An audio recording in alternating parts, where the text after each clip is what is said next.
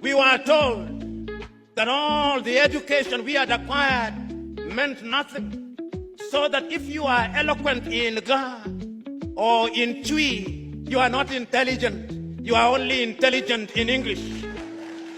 You can only be intelligent in French, in Portuguese. We now know that that is nonsense. When that great Nigerian musician in the 1980s, fella Nicola Pokuti said, "Teacher, don't teach me nonsense," he meant it.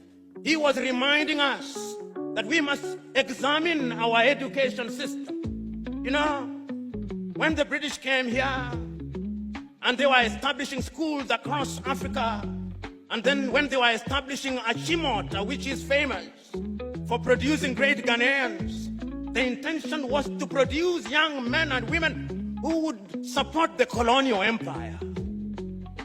The intention was the same in Uganda with Budo's King's College. It was the same in Kenya with the Alliance Schools. As Chinua Achebe says, the white man was clever. He came and put a knife in the thing that held us together, and things fall apart. That we have now become famous for producing graduates in agriculture, some of whom, if you allow me a little latitude and hyperbole, cannot distinguish between a goat and a sheep. When we want to build our roads, we have engineers, most of whom today, if you do not address them as engineers so-and-so, they rise up, ready to beat you up. But yet, when we are building our highway from Accra through to Winneba, through to Cape Coast, through to La Côte d'Ivoire, it is the Chinese that I see, which calls into question, what type of engineering are we teaching? We are producing doctors, and they are good, some of them. But yet, when those of us who have the ability are sick, unless they do not know, they want to be airlifted to Dubai and to Germany. They have no faith in our medical system. When we are sick during COVID, all Africa is crying to America, "Oh, give us Moderna. Give us Pfizer," to the Russians, "Give us Sputnik." We are crying. Yet we have universities with professors in medicine. We must re-examine our education system, even in matters as mundane as sports, which is a multi-billion-dollar industry. The United States of America offers our young men and women scholarships to study sports. Our universities don't. Football is a multi-billion-dollar industry. But yet, when one of the masters of ceremony was speaking in jest, it is not the anthem of Asante Kotoko that he remembered, but that of Liverpool, "We shall not walk alone." Theosagiefo was right when he said, we may actually solve the economic problem. We may even solve the political problem.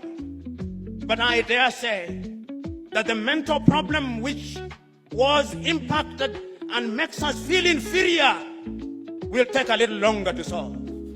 In 1933, Carter G. Woodson, that African-American educator writing in his book, Miseducation of the Negro, said that we have been so miseducated for so long.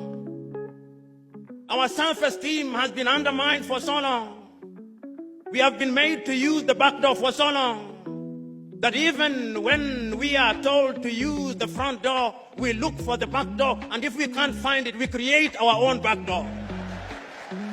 The level of our miseducation is amazing. We must change it in order to enter into the 21st century. Today, if I stood here and asked young Africans, and there is no shortage of them here, how many African authors do you know? And I asked, which is the last book of Chinua Achebe that you read?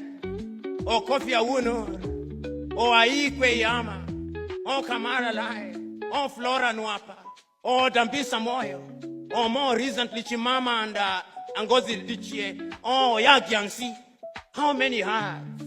We have been made to believe that it's only Shakespeare and Charles Dickens that matter. The Osagyefo, to whom Africans owe an apology, wrote in his great book, Neocolonialism, the last stage of imperialism, and the most dangerous. We are in that stage.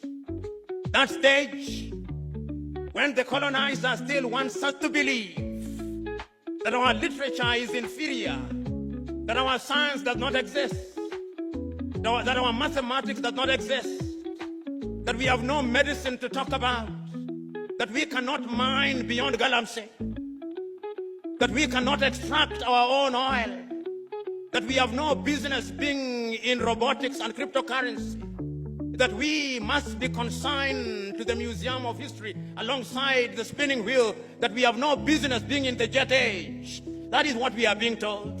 And my fear is that we appear to be believing it. If we are to give meaning to our independence, then education must be our focus. So said Ethiopia's Haile Selassie. If we want to change the continent of Africa, we must give meaning to education. So said Mwalimu Julius Kambarage Nyerere of Tanzania on that day. If we are going to change my little Senegal, we must give education priority. So said Leopold Sédar Senghor of Senegal.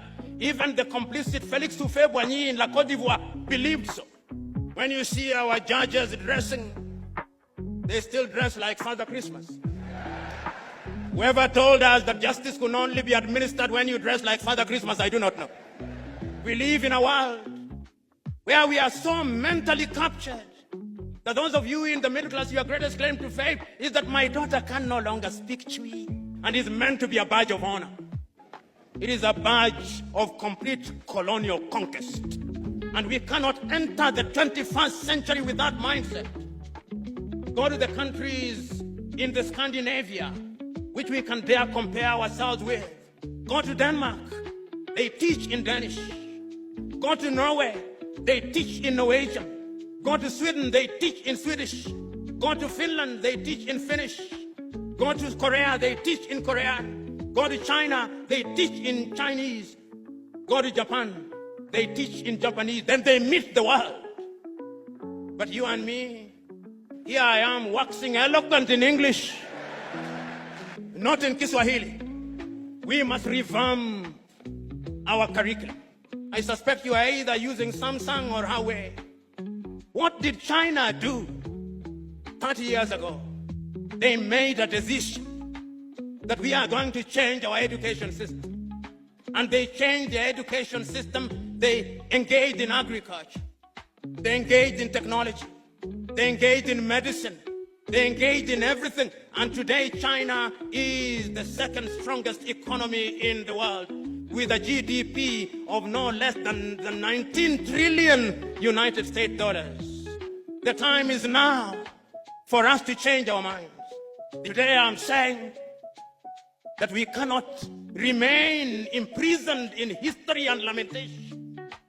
That is why it is still true for you Ghanaians. Nkrumah is dead, but Nkrumah never dies.